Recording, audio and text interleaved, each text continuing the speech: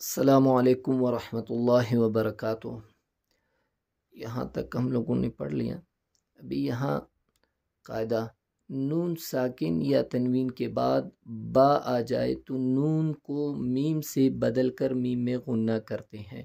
صحیح، یہاں سے ابھی نون ساکن کے بعد میم آ رہا ہے تو یہاں نون ساکن جو ہے وہ نہیں پڑھا جائے گا، بلکہ حمزہ میم زبر ام بازر بھی ام بھی ان نہیں پڑھا جائے گا۔ صحیح، ام اس طریقے سے پڑھا جاتا ہے۔ صحیح، انبئونی آگے وقف انبئونی من بعد آگے وقف من بعد من بین الصلب آگے وقف من بین الصلب بذنبہم آگے وقف بذنبہم من بخل آگے وقف من بخل۔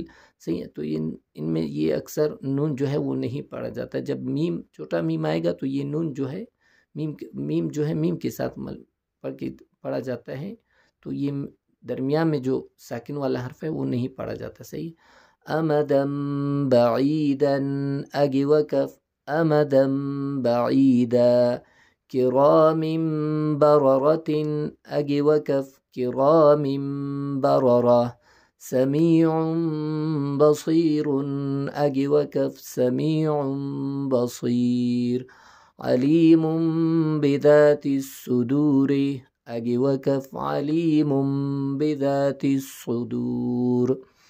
صحیح ہے، ابھی یہاں سے قاعدہ صحیح ہے، یہ را صحیح مالا والے را کو قطرے اور سویرے کی را کی طرح پڑھتے ہیں۔ صحیح، یہ اس را کے بارے میں بات کر رہے ہیں۔ صحیح، یہ مج ری ہاں نہیں پڑھا جائے گا، صحیح مج رے ہاں پڑھا جائے گا۔ صحیح، تو اس کے بارے میں ہے۔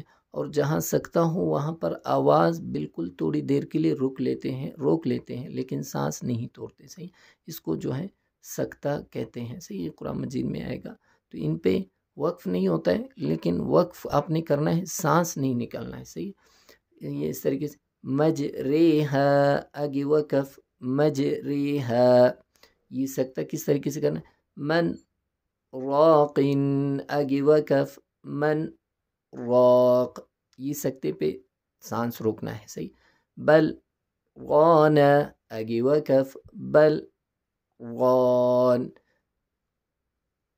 من مرقدنا آگے وقف من مرقدنا هذا آگے وقف من مرقدنا هذا۔ تو یہاں سے یہاں تک یاد کر کے پھر وائس کر کے مجھے سنائیں۔ والسلام علیکم ورحمۃ اللہ وبرکاتہ۔